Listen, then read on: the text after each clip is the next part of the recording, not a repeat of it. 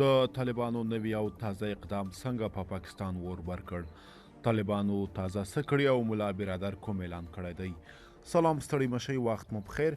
په مکړې د نن ورځې تازه او مهم خبر ته د ریاست الوزرا اقتصادي مرستیال ملا عبدالغني برادر نن سه شنبې د کابل ولایت په سروبي ولسوالۍ کې نغلو بند ته نږدې د 10 میګا واټه لمریز برېښنا د تولید پروژې د جوړولو چارې پرانیسته وکړه.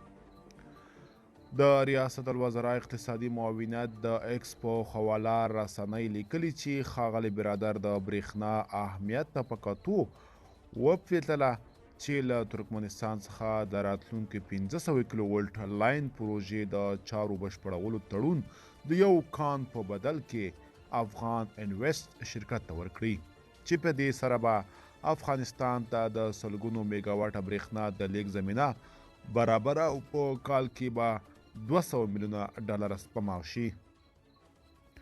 ښاغلی برادر په دغه پرانیست غونډه کې همدارنګه ویلي چې اسلامي امارت ټولو پانګوالو ته د پانګونې شرایط برابر کړي او هغوی ته یې د اسانتیاو د رامنځته کولو په موخه ځانګړې کمیټه هم جوړه کړې ده.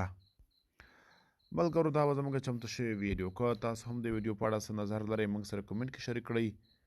تر بیا ښه وخت، ښې چارې.